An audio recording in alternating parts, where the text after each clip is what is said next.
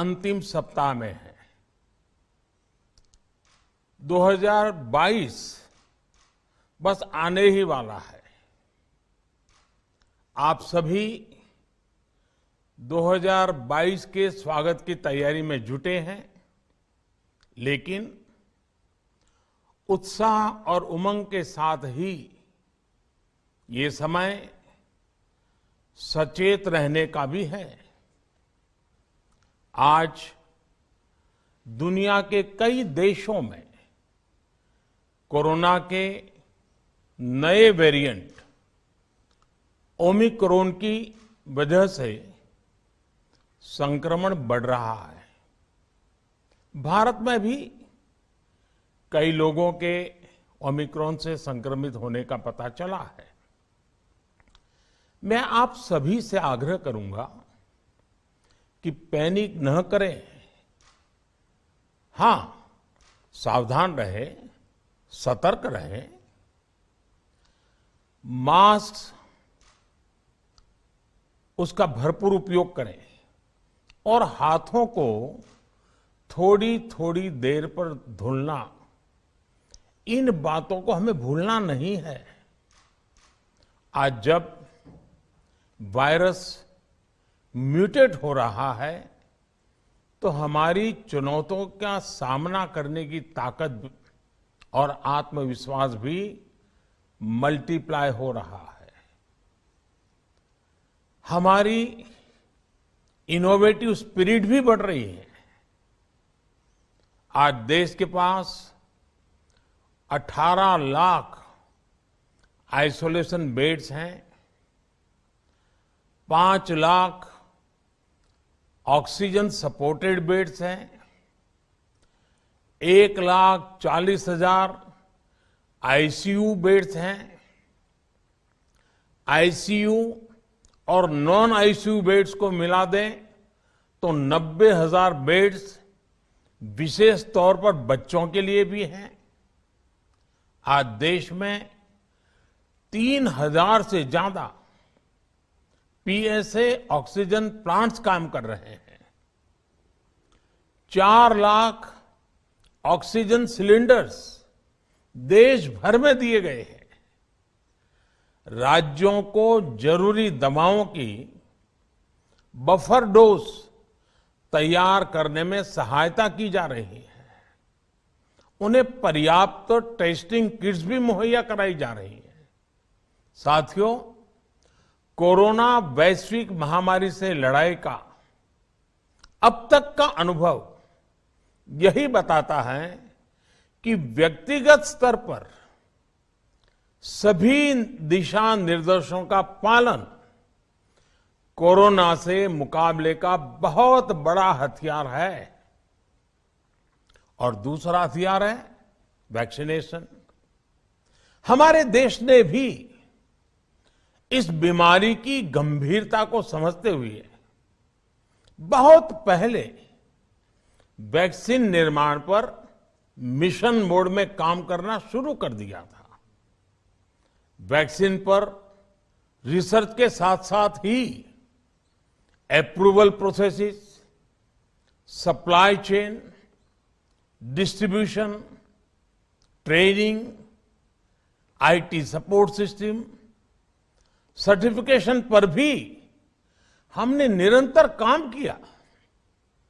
इन तैयारियों का ही नतीजा था कि भारत ने इस साल 16 जनवरी से अपने नागरिकों को वैक्सीन देना शुरू कर दिया था। ये देश के सभी नागरिकों का सामूहिक प्रयास और सामूहिक इच्छा शक्ति है कि आज भारत 141 करोड़ वैक्सीन डोज के अभूतपूर्व और बहुत मुश्किल लक्ष्य को पार कर चुका है। आज भारत की वयस्क जनसंख्या में से 61% से ज्यादा जनसंख्या को वैक्सीन की दोनों डोज लग चुकी है। इसी तरह वयस्क जनसंख्या में से लगभग 90% लोगों को वैक्सीन की एक डोज लगाई जा चुकी है। आज हर भारतवासी इस बात पर गर्व करेगा कि हमने दुनिया का सबसे बड़ा, सबसे विस्तारित और कठिन भौगोलिक स्थितियों के बीच इतना सुरक्षित वैक्सीनेशन अभियान चलाया। कई राज्य और विशेष तौर से टूरिज्म की दृष्टि से महत्वपूर्ण राज्य जैसे गोवा, उत्तराखंड, हिमाचल जैसे राज्यों ने 100% सिंगल डोज वैक्सीनेशन का लक्ष्य हासिल कर लिया है। आज देश के दूर सुदूर गांवों में जब 100% वैक्सीनेशन की खबरें आती हैं तो मन को संतोष होता है। यह प्रमाण है हमारे हेल्थ सिस्टम की मजबूती का, हमारी टीम डिलीवरी का,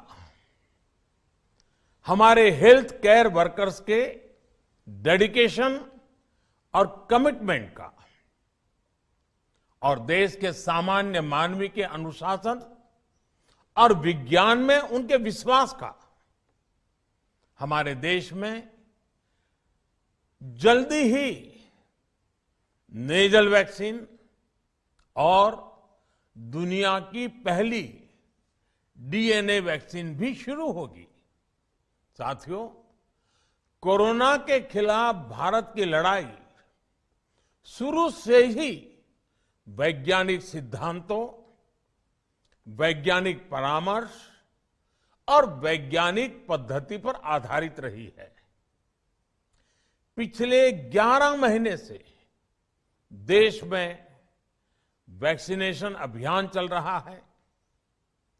देशवासी इसके लाभ भी महसूस कर रहे हैं। उनकी रोजमर्रा की जिंदगी सामान्य हो रही है। आर्थिक गतिविधियां भी दुनिया के कई देशों की तुलना में उत्साहजनक रही हैं। लेकिन साथियों, हम सभी जानते हैं कि कोरोना अभी गया नहीं है। ऐसे में सतर्कता बहुत जरूरी है। देश को सुरक्षित रखने के लिए, देशवासियों को सुरक्षित रखने के लिए हमने निरंतर काम किया है। जब वैक्सीनेशन शुरू हुआ तो उसमें भी वैज्ञानिक सुझावों के आधार पर ही ये तय किया गया कि पहली डोज किसे देना शुरू किया जाए, पहली और दूसरी डोज में कितना अंतराल हो, स्वस्थ लोगों को कब वैक्सीन लगे, जिन्हें कोरोना हो चुका है उन्हें कब वैक्सीन लगे, और जो कोमॉर्बिडिटी से ग्रस्त हैं उन्हें कब वैक्सीन लगे। ऐसे निर्णय लगातार किए गए और ये परिस्थितियों को संभालने में काफी मददगार भी साबित हुए हैं। भारत ने अपनी स्थिति परिस्थिति के अनुसार भारत के वैज्ञानिकों के सुझाव पर ही अपने निर्णय लिए हैं। वर्तमान में ओमिक्रॉन की चर्चा जोरों पर चल रही है। विश्व में इसके अनुभव भी अलग अलग है, अनुमान भी अलग अलग है। भारत के वैज्ञानिक भी इस पर पूरी बारीकी से नजर रखे हुए हैं, इस पर काम कर रहे हैं। हमारे वैक्सीनेशन को आज जब 11 महीने पूरे हो चुके हैं तो सारी चीजों का वैज्ञानिकों ने जो अध्ययन किया है और विश्व भर के अनुभवों को देखते हुए आज कुछ निर्णय लिए गए हैं। आज अटल जी का जन्मदिन भी है, क्रिसमस का त्योहार भी है, तो मुझे लगा कि इस निर्णय को आप सबके साथ साझा करना चाहिए। साथियों,